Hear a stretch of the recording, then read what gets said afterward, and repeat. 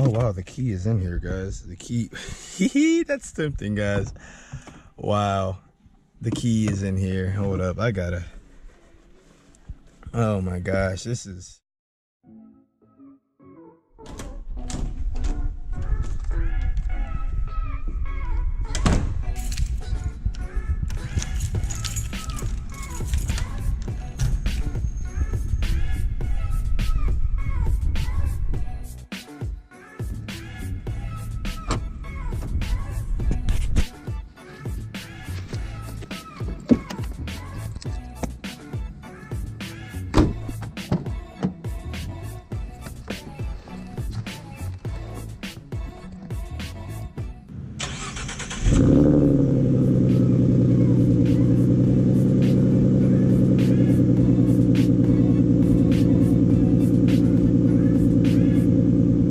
Alright guys, welcome to another video.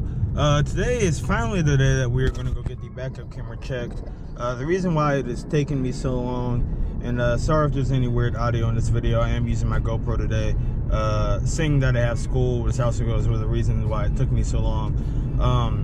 As you guys know, I'm in school. I think I've already mentioned in previous videos. In a quarter mile, turn right onto Timberlake. Busy, as far as with school and everything. One of the things that suck about being in school and having a car that needs to get maintenance, especially if you live off campus like I do right now. I just actually left my apartment complex. Basically, you have to have time to you have to find a way to get the maintenance done, especially with my major requiring me to do different stuff, and then me having a job. I basically need my car to go different places. So you know, it really is an inconvenience. And even if you have a regular job 8 to 5, it's probably even worse. Luckily, there is a bus that runs from campus to my apartment complex and vice versa. And I actually do take that a lot to already save gas. So basically, really, this is only messing me up on the weekends. Today is Tuesday, October the what is it, the 10th or the 9th? It's October the 9th. So we're heading over to Appleford in Lynchburg, Virginia. Obviously, you guys know, if I haven't said it already, we are going to go fix the backup camera issue. I'm obviously not going to show you the issue right now because I am driving, and I am not doing I'm not going to put the car in reverse going 45 miles an hour. That's just asking for trouble. I don't even think the car will let me, but I'm not even going to try. So basically, as I put the car in reverse, the backup camera is not working, along with the issue of my wiring harness. It seems like it is the wiring harness. If you guys watched my previous video, I'll put the link in the description, basically explaining what happens, or what I believe the issue is with that entire wiring harness being too short, because my trunk light has also stopped working. So basically, anything in the back has lost power, and it seems to be that wiring harness. So I'm hoping the dealership can go ahead and get that worked out in a few days. I'm going to go ahead and ask them exactly what the issue was completely, or hopefully they'll explain it to me. But I don't think it'll take too long. It is Tuesday, like I said. I'm hoping my car is back by Friday. Worst case scenario, I'll have it back next week sometime. Maybe it takes a week to do it. What I will ask them myself is if they think that they can just order the parts, kind of get my car earlier, how long it's going to take, because I don't want my car sitting at the dealership, you know, a week and a half, 2 weeks. If I can take my car and still drive it around, even though it's not ideal not to have a backup camera, I do back into a lot of places. I back into my parking spots. If you own one of these cars, you'll know that the rear visibility is not that great as far as when it's driving without a backup camera. But it is doable, as long as you just take your time, don't slam yourself into a parking spot. But yeah, like I said, I just don't want my car sitting on a parking lot for, you know, 2 weeks when I can still be driving it for this amount of time. So I'll go ahead and catch up to you guys back at the dealership. We have about 7 minutes till I get there. Typical Lynchburg weather, nothing too special, but that's basically what we're gonna go get fixed, guys. Like I said, the backup camera issue, and hopefully this trunk light will come back as well. I believe they're both linked together. So wow, that is a bunch of traffic. I don't know if you guys saw that. That's all going up to Liberty University, because if you know the Lynchburg area, there's not really much else here. It's not like there's a huge rush hour traffic to go anywhere. Jeez, that is trash. This is not my normal route to get to school right there, so I'm not used to seeing that. But all right, guys, I'll go ahead and catch up with you guys back at the dealership. Alrighty, guys, so as you can tell right here, we are now arriving to the dealership.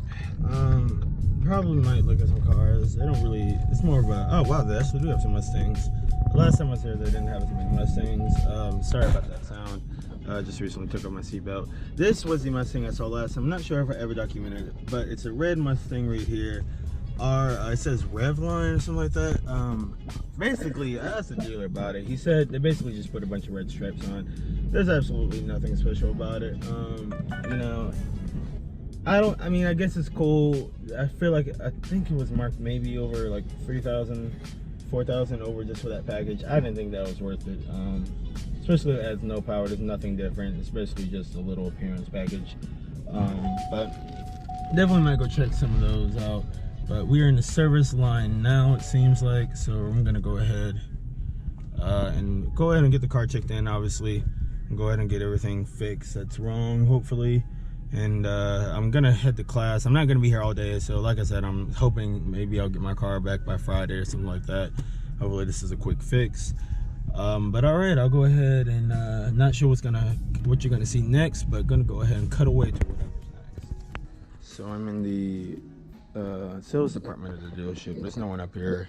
I believe most Ford dealerships, the service department opens up early, but here they have a nice GT350. I've never seen one of these. These things are extremely nice. Let me fill this shifter. Oh wow, the key is in here, guys. The key. That's tempting, guys. Wow. The key is in here. Hold up, oh my gosh, I just find it funny that the actual key is in the vehicle.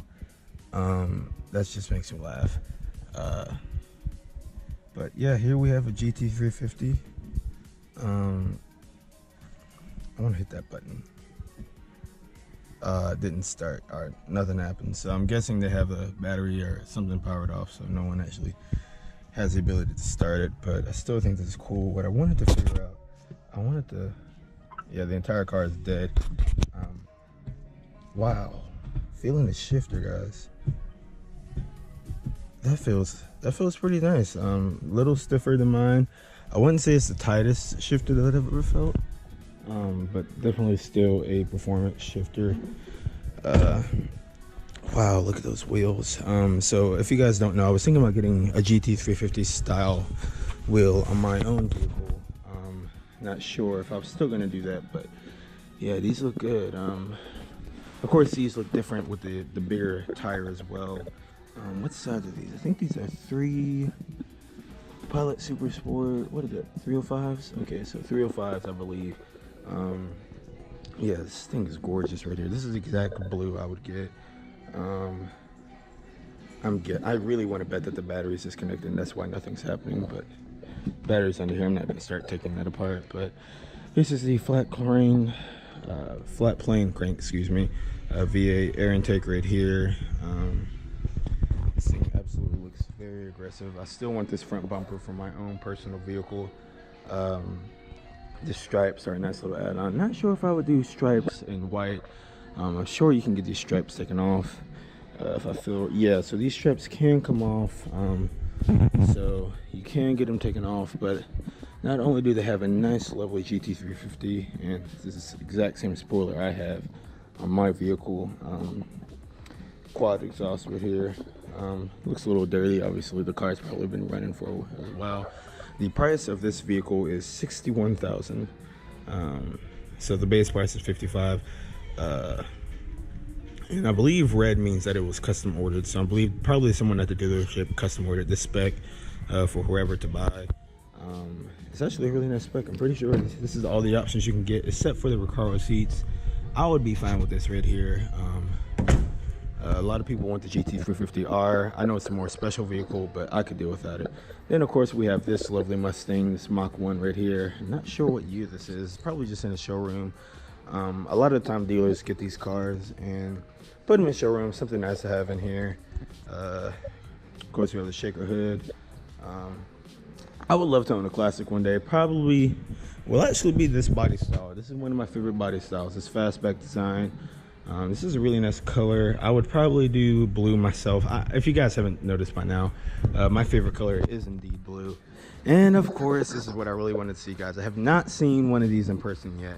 This is of course a Mustang Bullet, GT Bullet, 480 horsepower, I believe 20 horsepower or stock, or maybe it's 475. It's somewhere around there. It has a GT 350 intake manifold, I believe. So the same manifold that's on that blue one over there is the same one that's going to be on this car. I believe it's probably the same air intake as well. So that's one of the ways, and of course different tuning from the regular 5.0 liter. But I'm going to go ahead and sit in this and get a feel of what this is. This has the Recaro seats as well. So I'm afraid to look at this price because this is one of the Mustang GTs that some people debate whether it's worth it. I've of course driven a Mustang GT already, but woo! This one has 5.7 miles on the odometer. And this one actually, I put the clutch in and I believe the key is in here. Well, no, the key's not in here, but it came to life. So it's different than the GT350 as far as whatever the dealership did to it. But wow, this is nice. I have the manual in here. Wow. Of course, you have the digital gauge cluster. I love that. I love the bullet accents. This is the green stitching that you have within the vehicle. I'm not sure if you guys can see that well. Of course, you have your interior lighting that can change different colors, garage stuff. So I've driven one of these GTs before. This is just the Bullet model. I've heard that this car has a different exhaust system as well, but something. And wow, guys, this is not expensive at all. This is only $53. Now, I'm not sure if this is marked up somewhere, if there's another price that they have, but I've seen a lot of these cars going for like 70,000 new used, or I'm sorry, not used, brand new. So that's interesting. This is only 53. That's not that bad. Now granted, some people will say this is a Mustang GT. I would never pay, $50,000 for a Mustang GT. I could get a BMW with that money. Yeah, you could, but at the same time, you have to understand that these cars right here are indeed performing at different heights and levels than ever before. They're on the same level of BMWs as far as competing on the track. The Revline GT. Now this is the one that I saw in the showroom.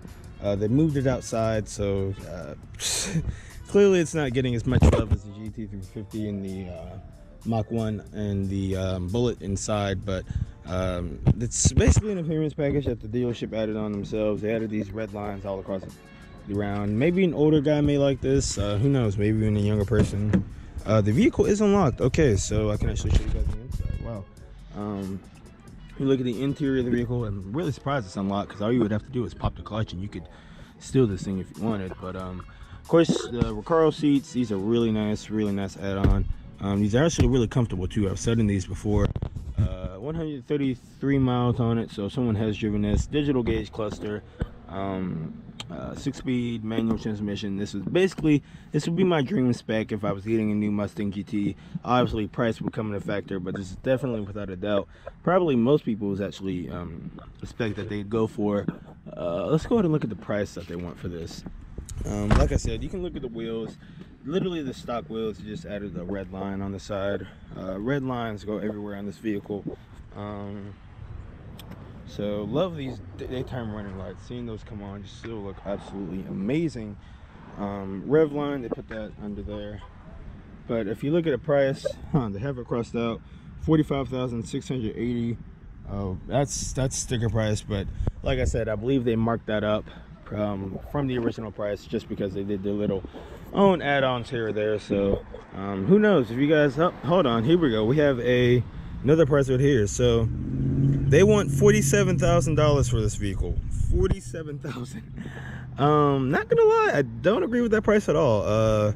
Wow, yeah, that's Redline edition tinted windows, 1,660 over.